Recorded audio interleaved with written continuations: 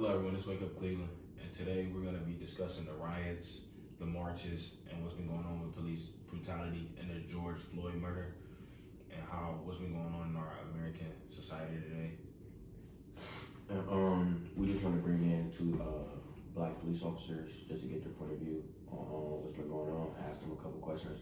As us also being black males, we just want to see another side or yeah.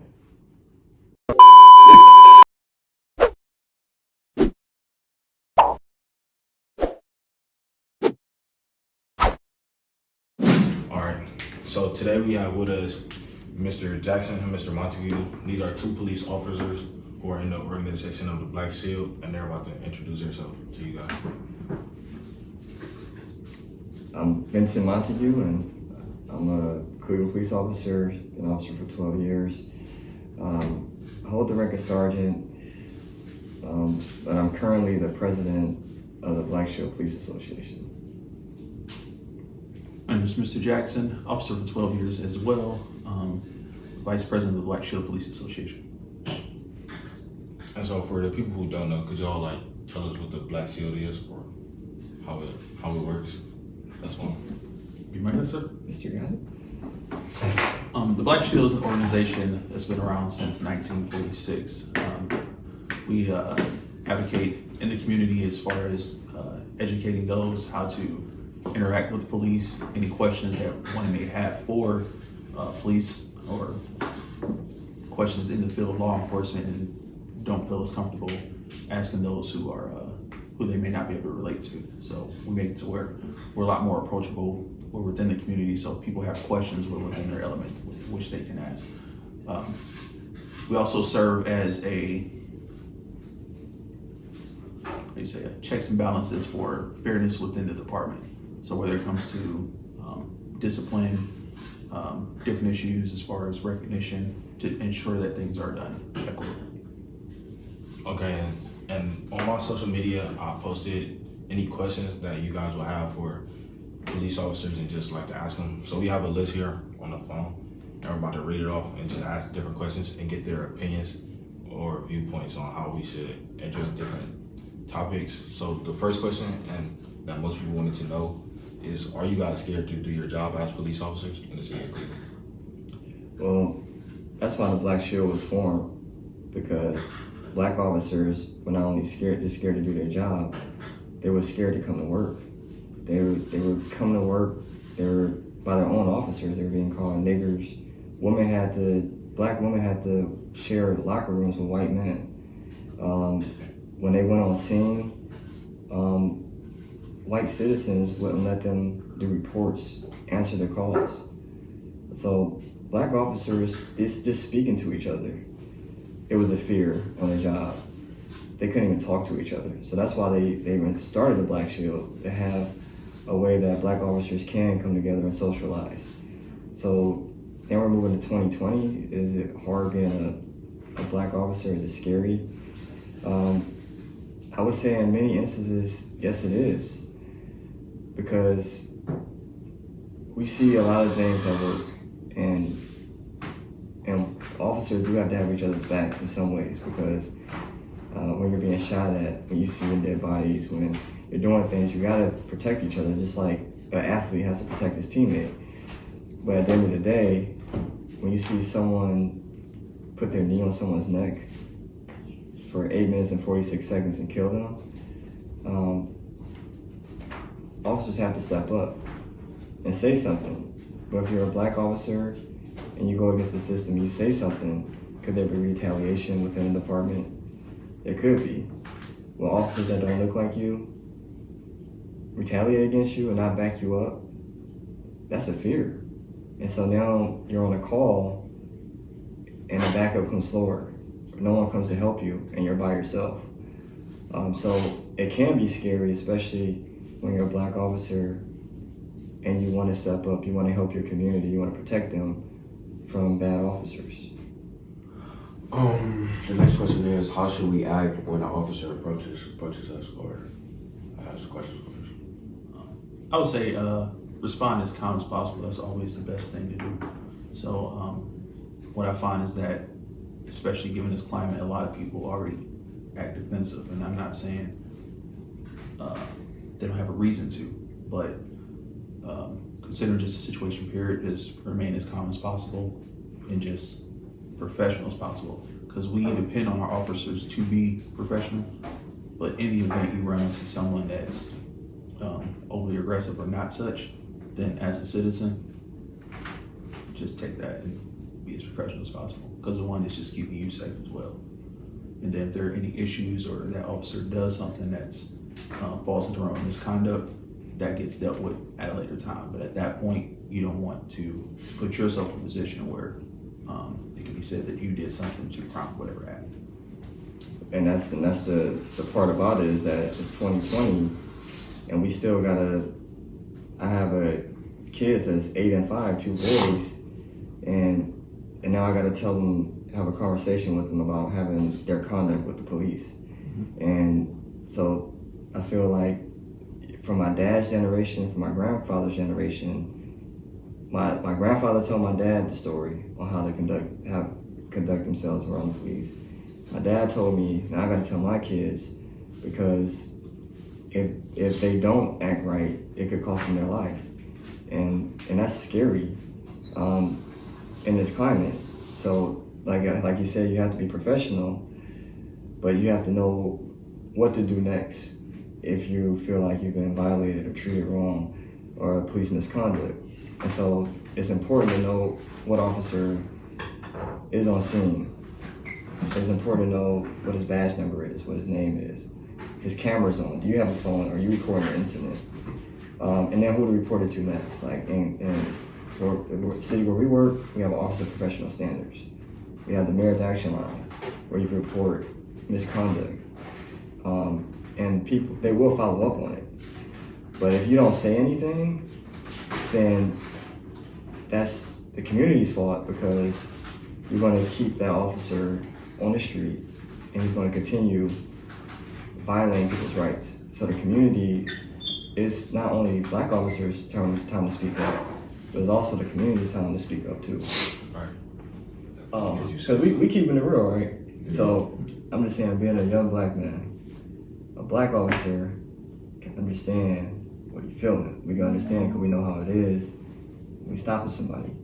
So when I get stopped, I feel the same way. So like, pretty much all black men, from LeBron James to like, it could be a dude that's selling dope on the corner. We all have something in common. We're black and we all had an experience. It could be one experience or more than one, but we all had an experience, a black experience. I could say everyone at this table probably had a black experience, right? Correct. Being followed in the store, being discriminated against, being stopped by the police, someone profiling you. We all had that experience. So imagine that a white officer that don't know anything about your culture, from like hip hop videos to what you see on the news, black on black people, black on black crimes, whatever. So when he come to your car, he gonna think you a dope boy. He gonna think you smoking weed. He gonna try to pull you out the car. He gonna think you got a gun. I was just watching this video in New Jersey. An officer said he pulled this dude over because he dropped his jaw when he rolled past him.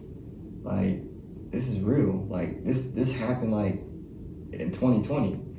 So it's different, and that's why you hear the community say they want people to police their community that look like them, because they want people to understand how they feeling. And I'm not saying all black officers are good, all white officers is good or bad or all that, but we do gotta understand it, because when I got pulled over and guns was drawn on me, and I'm driving 3 and 4 in the morning, I'm going to work, and I'm dressed regular, and then when I show my police ID, like, why you pull me over, then they get in the car and just drive off and don't even tell me nothing. Like, that stuff really happens, you know, and I don't know how to change that, because someone has to like really understand our culture to understand us.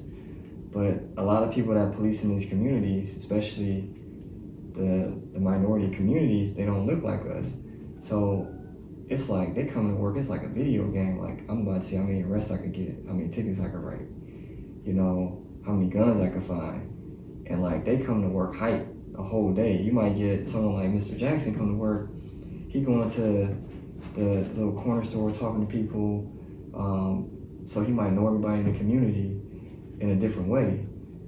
But they don't say that, see him as a good police officer. A good police officer is someone that's making all these arrests, getting all these drugs. It's hard, man, and they'll never understand. Like when when Kaepernick went to the Browns game, they didn't like that. It was like, oh, he disrespecting the flag. But he was kneeling because of this. So like, what made you want to be a police officer? Wow, for me, I wanted to become a police officer. At first, I did, but I didn't, because I mean, I had a flawed background, you know, like I wasn't perfect, you know. I got in trouble growing up as a juvenile. I mean, we did juvenile stuff, you know what I'm saying? So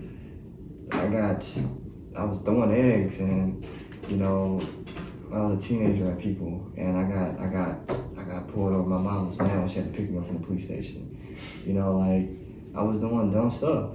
So at the end of the day, I didn't know if I wanted to become a police officer, but I thought about it, because when I was in middle school, I went to Garfield, and it was predominantly white back then, and I stayed off of Cranwood. So that's Garfield. It's the end of that Cleveland side, but I lived like down the hill. And I was in school, we won like a kickball game. I'm giving these white boys high five that we won the game with. This one white boy just started like stabbing me in the back with a pencil. Just stabbing me. And then I was at Ken Ferguson karate back then, so I could fight. So, man, I did what my parents told me to do, you know. So he felt my wrath.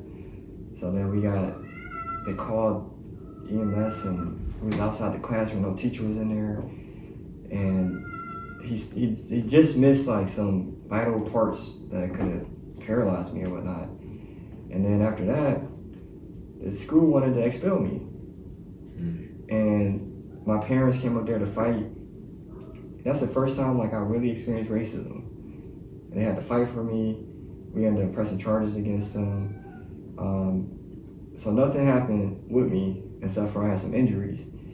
But I'm like, I didn't understand it. I was like 12 years old, and that prompted me to want to make change in the community so that no one would have to feel like that ever again. But I didn't think about it until like I got older and I started really seeing racism and discrimination. So as I got older, I'm like, man, I don't want anyone to experience the racism I experienced when I was younger. So I gotta be part of the system to make some changes, because you start seeing black people going to jail for no reason. Trayvon Martin situation, I don't know how that affected y'all. So I'd rather be in the system to make a difference than be out of the system complaining about police reform. So I'm in it now, and I'm able to make some changes. Right. So with like all that being said about how you're growing up as a child, you didn't have a clean schedule. Like, how are people such as the Derek Calvin, I'm not sure how to pronounce his last name. How are officers like that getting into the job where they have such a high role in the community, and the fact that they have so much power that they can put their neck on someone and kill them and face little to no charges? How are people like that getting in the job? Well, consider this much. Everyone starts off the same. The department, especially depending on how big the department is, they do background checks, they have their standard tests, and they get in depth to a degree of what a person is on paper. Right. So if you have any experience in seeing what a person is on paper and who they are, it can be vastly different. Right. And that's just one instance. Not to mention that once a person gets on the job, and this is with any job actually, you may not know who they are until they have some time once they're comfortable. It's like, you ever had a job or season one, they give you like 90 days, and the person shows up on time, they have everything right. moment that time is over, next thing you know, they're calling off. Now they're different. So the same thing may be for this particular individual whom I don't know, but that can be the case, especially when you deal with someone who has authority, who has power, who's never dealt with that before. It's a huge responsibility. When those people that have power, believe it or not, they have to be the most humble because they have such. So the responsibility is a lot bigger.